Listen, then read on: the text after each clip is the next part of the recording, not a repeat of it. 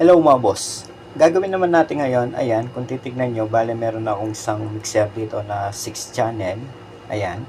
Na ang brand ay iMix by Trident. So ang issue nitong mixer na to, ayan, kung titignan nyo, bale yung kanyang fader or slider dito sa channel 1, 2, and 6. Bale, tinanggal ko mga boss kasi yun bale ang problema nitong mixer.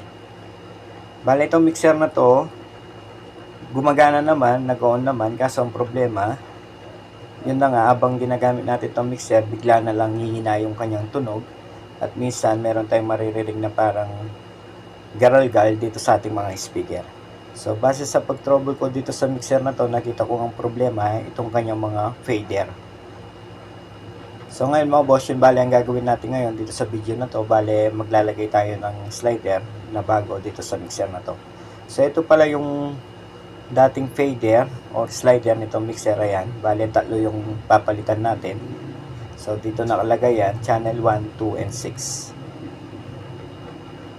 Ayan. Ngayon, yung lalagay naman natin, bale, wait lang. Ayan mga boss, so ito yung ilalagay natin ng mga bagong fader. Ayan. So yung value nito 10K. So same lang dito sa tinanggal natin dito sa mixer, 10K din yan. So, same lang yung value. So, ang presyo pala nitong mga fader na to, bale, nasa 400 plus. Hindi bababa sa 400 plus. So, nakuha ko to sa Shopee. Ayan. So, yan bale yung ilalagay natin dito sa ating mixer, yung mga fader na yan. Pero bago yan, sa mga bago pa lang dito sa ating channel, huwag sanang kalimutan mag-subscribe. At pakipindot na rin notification bell para sa susunod na upload na gagawin natin, ma-notify kayo.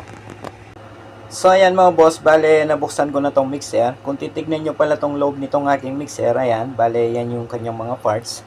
So ito yung kagandahan dito sa mixer na to. Kahit anong masira pa dito sa mixer na to mga boss, kayang-kaya natin gawin kasi yung parts na ginamit hindi SMD. So ito yung kagandahan dito sa mixer na to. So unang gagawin natin, bale ito yung lumang fader, ayan, na tinanggal natin sa mixer. So, kukunin lang natin yung wire niyan, tapos ilipat lang natin dito sa bagong fader. Ayan. So, ito yung bagong fader. Ayan, kung titignan natin, magkamukha naman yung fader na binili natin sa Shopee. Ayan. So, itong socket wire nitong lumang fader, kukunin natin yan. Tapos, transfer natin dito sa bago. Meron naman marking, ayan. Sundan lang natin yan. Yung kulay black sa ibaba. So, napakadali lang. Tatlong wire lang yan. Ngayon mga boss, transfer ko na muna.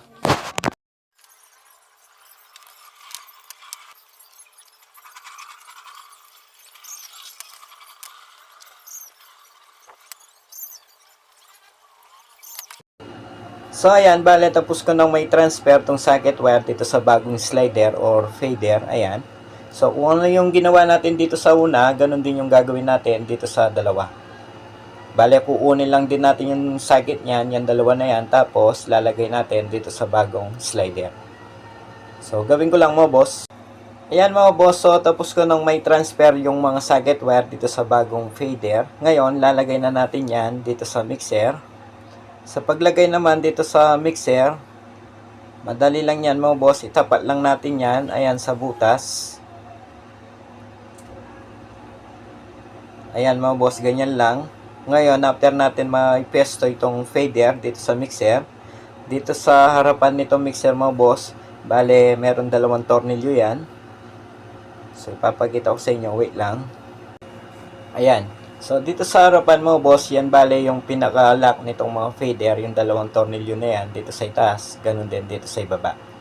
So, napaka-basic lang kung titignan nyo. Sa mga baguhan dyan na meron mixer na ang problema ay fader, so huwag kayong matakot magpalit mga boss. Napakadali lang. Ngayon, bale, forward ko na yung video sa paglagay dito sa mga fader para madali na tayo.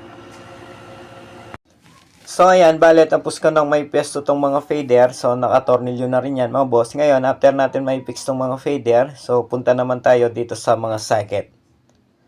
Ayan. So, pagdating naman dito sa mga socket, napakadali lang din yan. Bale, isuksok lang natin yan mga boss. Pagdating naman dito, huwag kayong matakot sa mga beginners kasi hindi naman natin pwedeng may lagayan na pabaliktad. So, meron naman pwesto yan. So, basic na basic lang mga boss. Ayan. Ngayon, after natin may lagay yung mga socket, ayan. So, okay na to. Bale, sasara ko na lang to mga boss. Ayan mga boss, so tapos ko na may sara to mixer. Bale, good na to. Ayan, smooth na yung kanyang fader sa channel 1, 2, and 6. So, yung 3, 4, 5, bale, good naman yan. Wala namang problema, kaya hindi ko na pinalitan. Bale, may problema lang talaga dito, itong kanyang channel na channel 1, 2, and 6. Ayan, so smooth na mga boss na wala na yung magaspang once na ina-adjust natin itong mga feeder. Yun mga boss, dahil okay na to, hanggang dito na lang tong ating video. Sa mga hindi pa pala na-subscribe dito sa ating channel, huwag sanang kalimutan mag-subscribe.